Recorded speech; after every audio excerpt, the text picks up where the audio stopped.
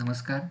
आपल्या सर्वांना माहीत आहे की निकोलस मदुराव यांना रिसेंटली अरेस्ट केलं गेलं.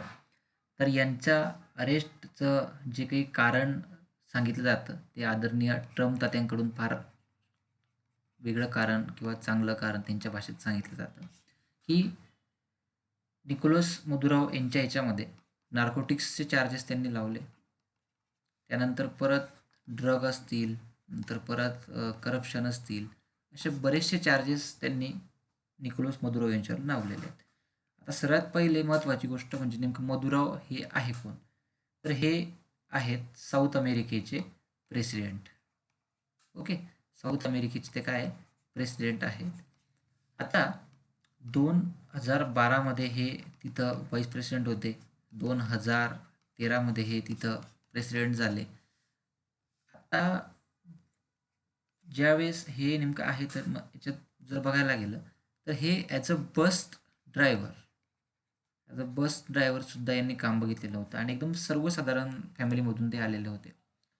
आता ज्यावेळेस यांना अरेस्ट केली गेली, यांना आणि यांच्या पत्नीला अरेस्ट केली गेली, तर त्यावेळेस अमेरिकेकडून कॅरॅकस असेल, मिरांडा असेल, बऱ्याचशा ठिकाणी त्यांनी अटॅक्स केलेले आहेत.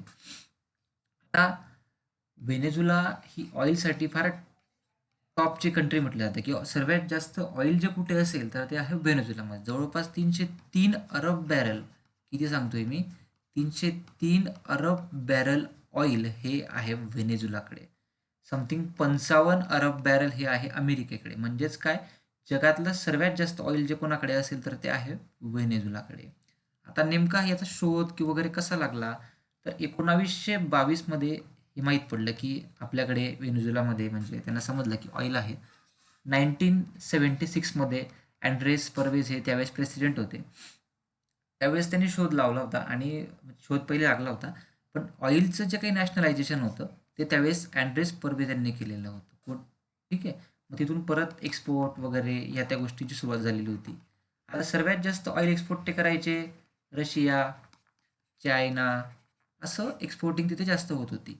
आता ज्यावेळेस रशिया आणि चायना, आता बघा, ज्यावेळेस अरेस्ट झाली त्यावेळेस सर्वात जास्त पोटात दुखलं या दोघींच्या. कोणाच्या? तर रशियाच्या आणि चायनाच्या.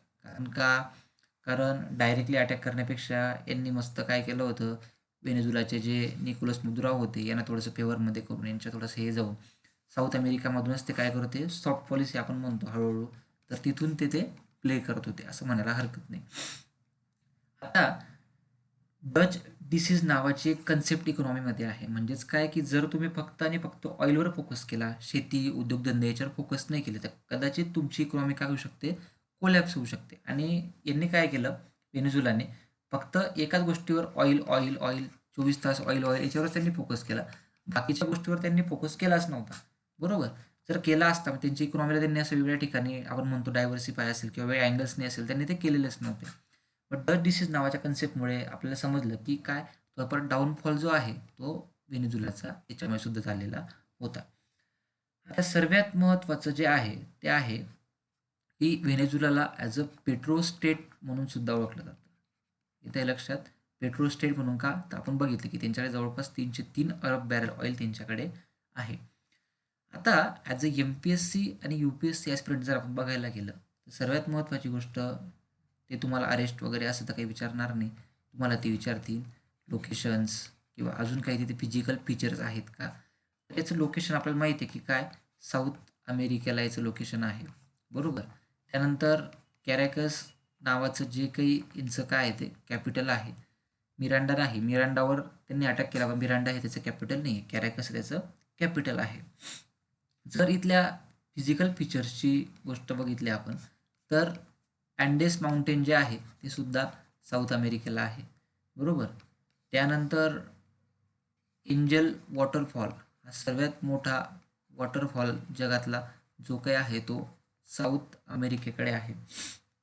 त्यानंतर जर आपण बघितलं की जी त्यांची रिव्हर आहे ओरिनोको नावाची, तर ही थर्ड लार्जेस्ट जी काही रिव्हर आहे तर ती रिव्हर आहे साऊथ अमेरिकेकडे. बरोबर. असे वेगळे फीचर्स त्यांच्याकडे आपल्याला दिसत आहेत.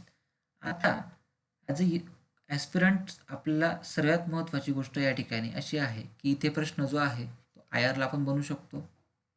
त्यानंतर इथे प्रश्न इकॉनॉमीवर पण येऊ शकतो, बरोबर. आणि त्यानंतर इथे प्रश्न येऊ शकतो लोकेशन्सवर. येते लक्षात. तर हे लोकेशन सुद्धा महत्त्वाचे आहेत. जसं मी तुम्हाला सांगितलं की काय पोर्टुगी होते रशिया आणि चायनाला. तर का? कारण सर्वात जास्त व्हेनेझुएला ऑइल कुठे टाकत होतं? रशिया आणि चायनाकडे ते एक्सपोर्ट करत होतं. आणि म्हणून त्यांनी काय केलं होतं, म्हणून तर त्यांच्या पोटात दुखत आहे आता, की म्हणून ते अरेस्ट केल्यानंतर ते आता बोलतायत की चुकीचं आहे वगैरे असतं, सर्व गोष्टी त्यांच्या चालू आहेत. आपले ट्रम्प तात्या खतरनाक आहे. ट्रम्प तात्या काही कोणाचं ऐकत नाही. त्यांना जे करायचं ते तेच करतात. आता सर्वात महत्त्वाची गोष्ट परत इथे असं आहे की हिची बॉर्डरिंग कशी आहे कंट्रीची, बॉर्डरिंगवर प्रश्न येऊ शकतो. तर मग आपल्याला कोलंबिया जे आहे तर कोलंबिया वेस्टला आहे, नंतर ब्राझील जे आहे तर ब्राझील साऊथला आहे. अशा पद्धतीने याची थोडीशी बॉर्डरिंग सुद्धा आहे. तर या सर्व गोष्टी आपल्याला लक्षात घ्याव्या लागतील, ठीक आहे. आणि मग तुम्ही या अशा वेगळ्या पद्धतीने अभ्यास तुम्ही करू शकता. जर व्हेनेझुएलासारखं जर तुम्ही फक्त आणि फक्त अरेस्टवरच फोकस केला, एकाच गोष्टीवर फोकस केला, तर कोलॅप्स होऊ शकतो. आणि जर व्हेनेझुएलासारखं तुम्ही जर परत चुकी करायला गेले की फक्त अरेस्ट आणि बाकीच्या गोष्टी बघितल्या नाही, तर तुमचे मार्कसुद्धा जाऊ शकतात. म्हणून येणाऱ्या आगामी काळात UPSC MPSC सारखे ज्या कुठल्या आता 2-3 एक्झाम्स असतील, तर त्यासाठी तुम्हाला महत्त्वाचे असतील लोकेशन्स. जर UPSC MPSC असेल तर तुमचं IR व्हेनेझुएलाचे जे काही आहेत ते, बरोबर. आणि त्यानंतर तुमचं इकॉनॉमिक्स म्हणजे कसं की ऑइल एक्सपोर्ट, ऑइल इम्पोर्ट, बरोबर. किती इम्पोर्ट होतं, इंडियाचं स्टेटस काय आहे, इंडिया किती एक्सपोर्ट करते. ॲक्च्युली इंडियासुद्धा व्हेनेझुएलाकडनं ऑइल घेत होती, बट ज्यावेळेस USने सँक्शन लावलं तर आपण तिथे थांबलेलो होतं. काहीतरी थर्ड लार्जेस्ट आपण सुद्धा त्यांच्याकडून ऑइल घेणारे कंट्री होते. ओके. So thank you.